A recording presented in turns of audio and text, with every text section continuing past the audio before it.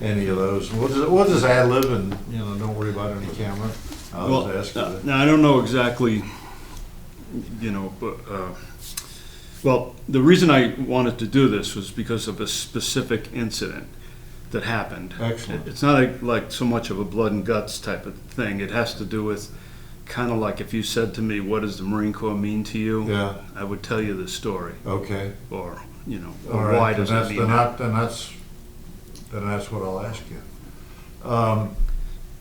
Clayton? Okay. Does my hair look all right? No autographs yet. Jack, hi. I'm Claude Vargo, the moderator. If you'll hold your Okay. thing up, we can tell. Okay. We can pick that up, and then we'll repeat that orally, so it'll be picked up in a narrative, transcribed into a narrative. If you can repeat your name and years in the service and outfit, that type of thing, basic information. Okay. My name's Jack Byrne.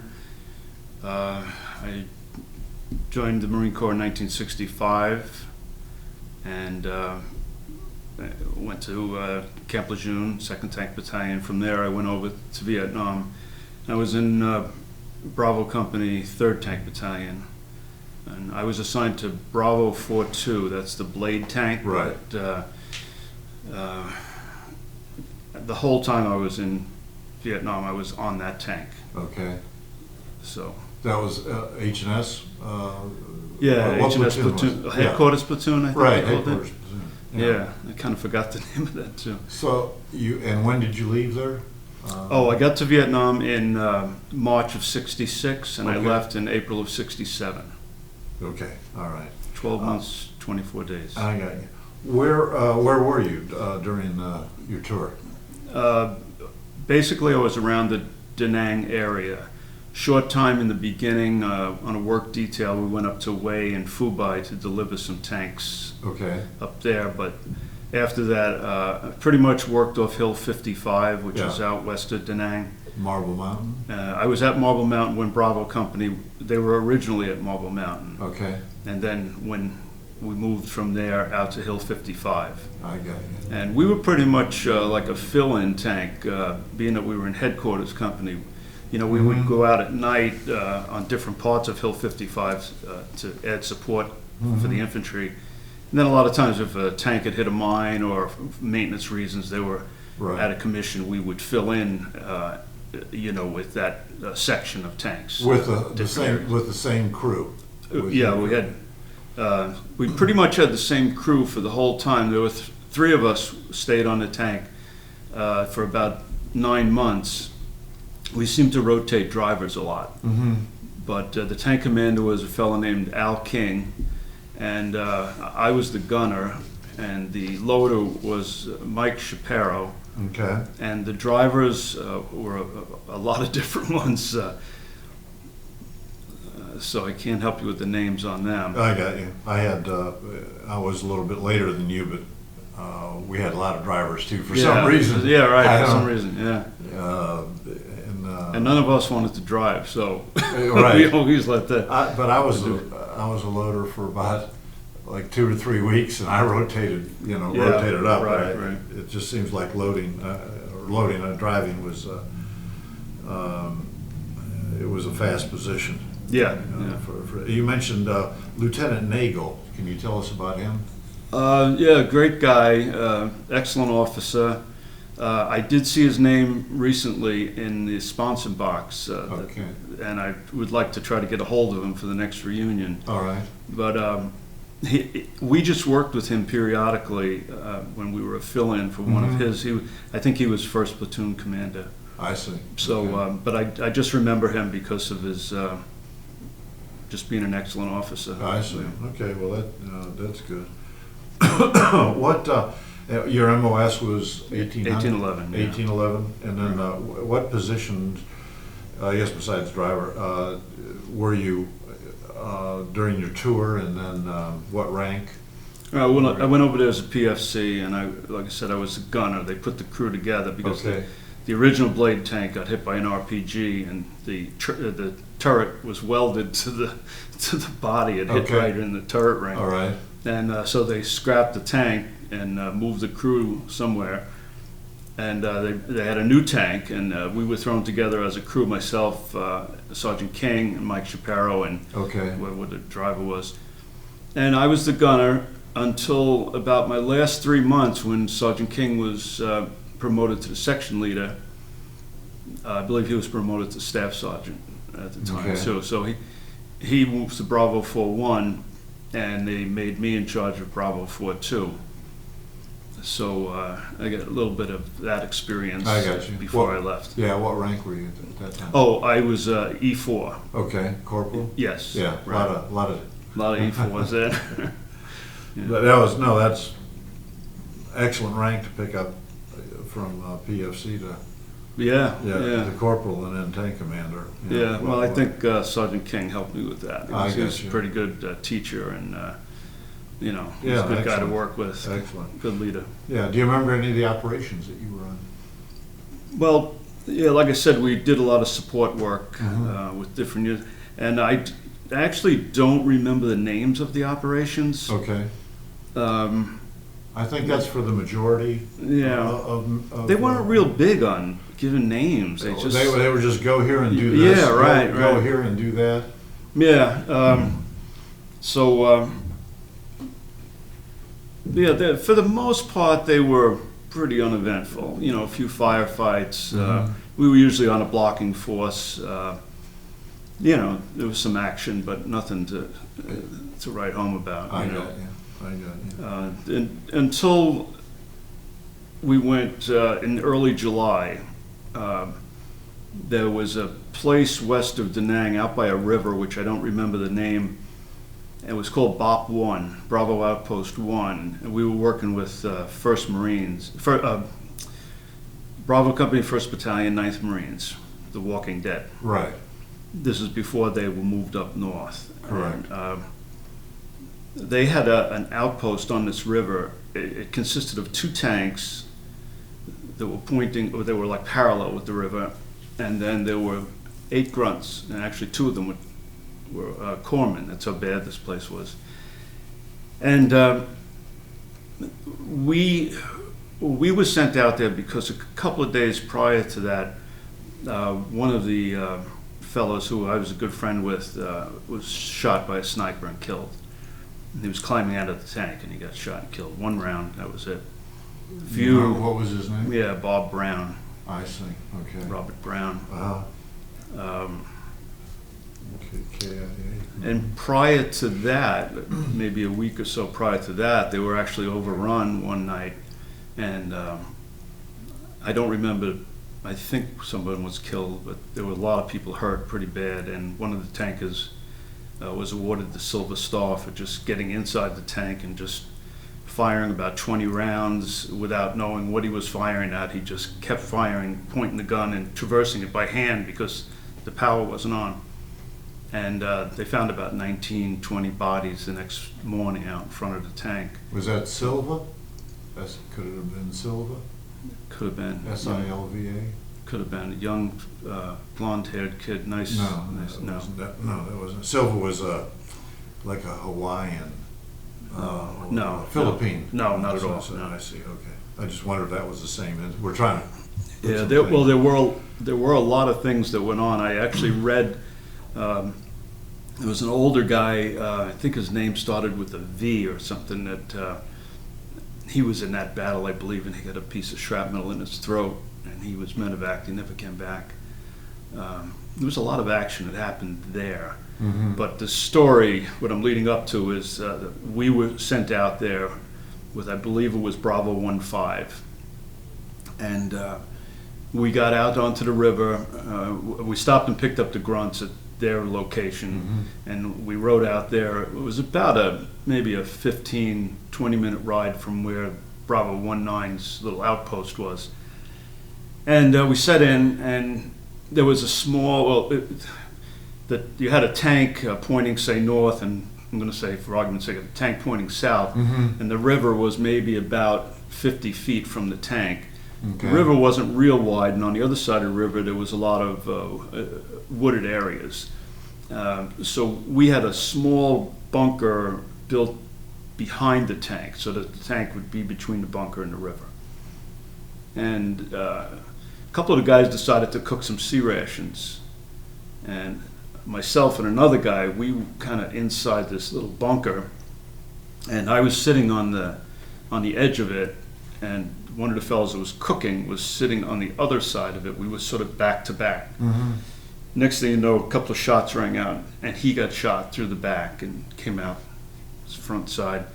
The other fellow got shot in the wrist.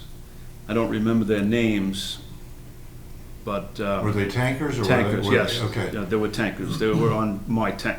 But my tank commander was on R&R, so one of those, the guy that got hit in the back, he was the tank commander, and the guy that got hit in the wrist was the driver. Mm-hmm. So it was just myself and Mike Shapiro, who were the part of the regular crew. I see, okay. So They had then, some fill-ins. yeah. So because, then the shooting sort of escalated a little bit. It wasn't just a sniper, and then one of the fellows on Bravo, like I said, I believe 1-5, he was passing ammo up to the guy that was firing the machine gun up on top, and he got hit in the arm, passing ammo up. So it was three of us now had gotten shot, and the tank commander on that tank was a guy named Frenchie Laverne. I just remembered his name. He was kind of a character. I think he did 5 tours in Vietnam by the end of it all. Okay. And so he kind of was coordinating everything, and they called in a medevac. And when the medevac chopper came in, they shot the door gunner off the medevac. And, Whoa. And then they told us later, one of the guys who came back, that helicopter was brand new, and they counted 21 holes in it, you know, by the time they landed back at the hospital. So anyway, that's pretty much the end of the action, so to speak, for that day. But what happened was we called back to our on Hill 55, where our company was, and I believe I made the call, and you know, I gave them the report, and I told them that, you know, 3 guys had been hit in medevac, so we needed help. You didn't have a crew? No, we just had Right. Well, so we split it up. We had 2 and 2. It was just 4 of us. Right. No, I guess 3 on one tank. Right. So we left there with the grunts, and we drove back to where Bravo 19 was, because we had a supply of ammunition there and different things, and we had to clean up a little bit. While we were there, we were told that the replacements were on their way out, so we'll stay there until they get there. So maybe about a half hour later, I see a couple of trucks coming down the road, and I was just kind of standing by the tank, and I'm watching, and I realize there's two trucks that are totally full of Marines, and I didn't really understand that. I watched them as they pulled up right alongside us, and I'm looking at well, first the CO gets off the truck, and he comes over to me and asks me what happened. So I explained, and I'm looking at the trucks, and I'm looking at the cooks, the armorers, other truck drivers, corpsmen. And I said, Lieutenant, I don't understand. Why are all these people here? And he said, you asked for help. And he said, when I got down to the truck, I said, come out here, they were full. He says, I couldn't turn them away. How did that? Wow. True story. Yeah, good one. And I have trouble telling that story to this day. And then when somebody says to me, why is the Marine Corps so special? Yeah. He said, these are guys that didn't have to be. The equipment they had on was brand new. Yeah. And everything looked green. It didn't look dirty. Right. And They were all Marines. And all they cared about, a few of them came off the truck and, you know, want to know if we were okay, if they could do anything for us. You know, it was just an amazing thing that I never thought I would experience as a Marine, and I did. Yeah. And I'll never forget it. And what do you think about the Marine Corps now? I don't have to think about it. I know what it is. What does it mean to you? it means that. Yeah. It means that if they called me today and said, we need help, I know what I would do. Yeah. And I don't think anybody else would do differently. I think you're right. I think that goes for everybody out there as well. Yeah, and I'm not saying that that wouldn't happen in the other branches of the service, but I don't have experience with that. Right. I only know what the Marine Corps is about. Right. Yeah, that's.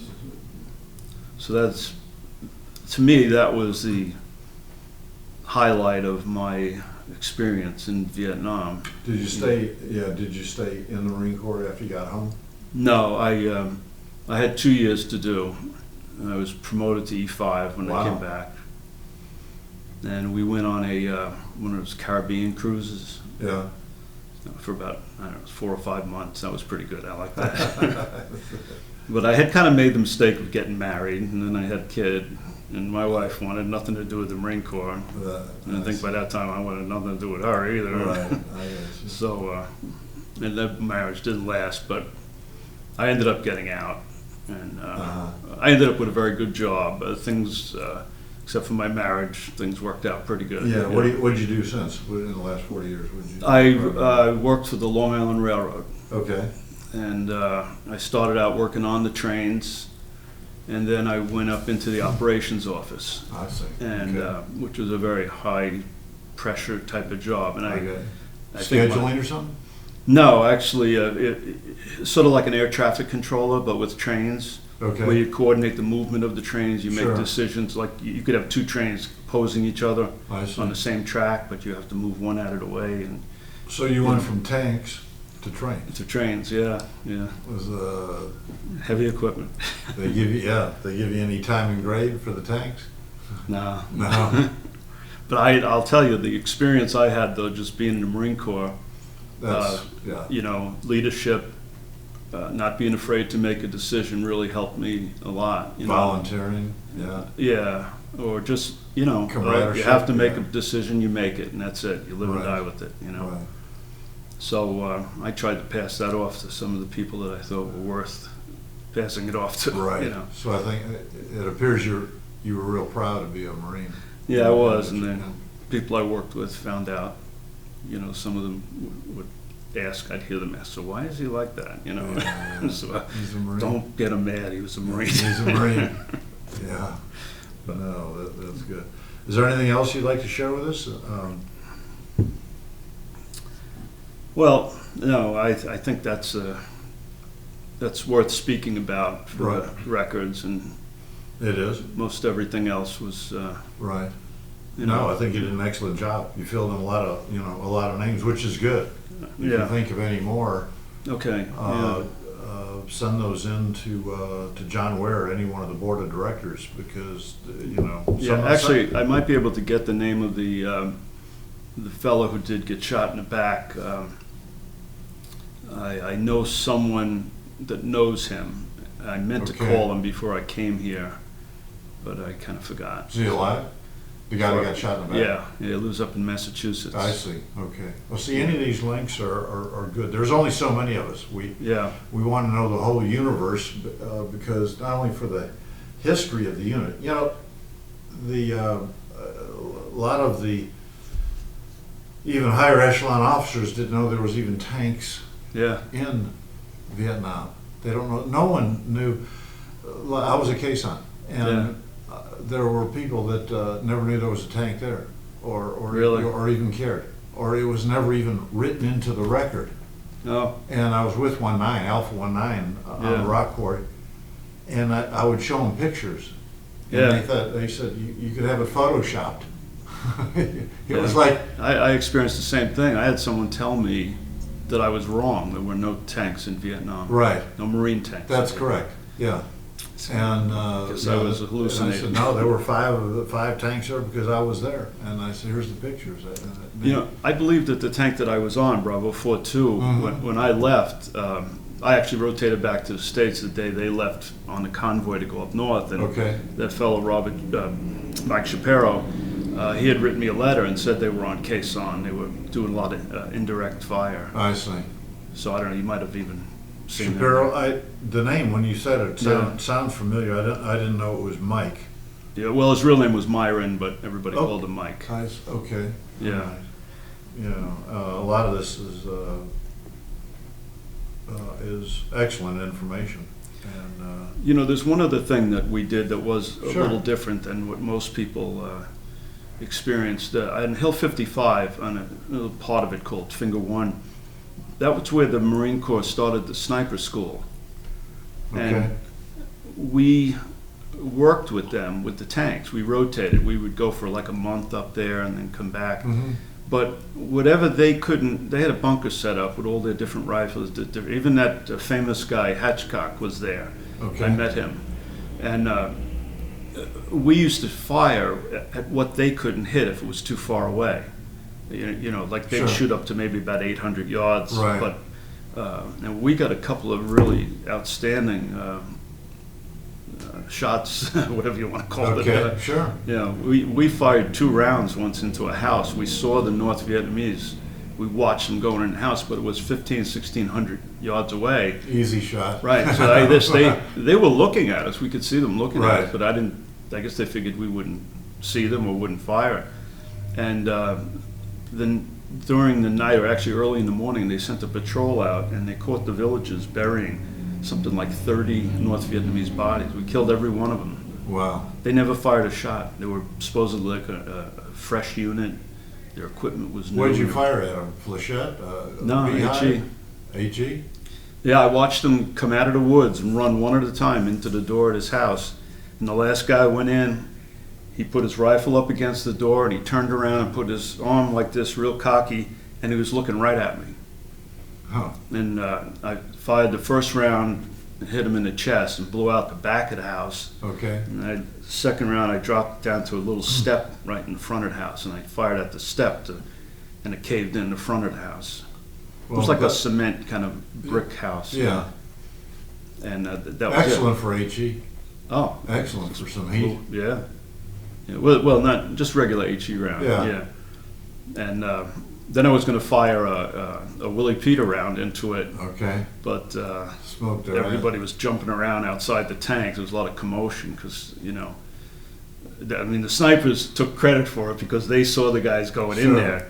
But, there wasn't much they could do with that many people. So they were so Well, that's a excited. great story. I'm glad you remembered it. Yeah, and they were so happy. Like, I don't know who thought of the idea of having a tank work with them, but we had so many kills, not just my tank, but Right. other tanks that Yeah. were up there, where the enemy just thought they were too far away, that they Right. couldn't get hit.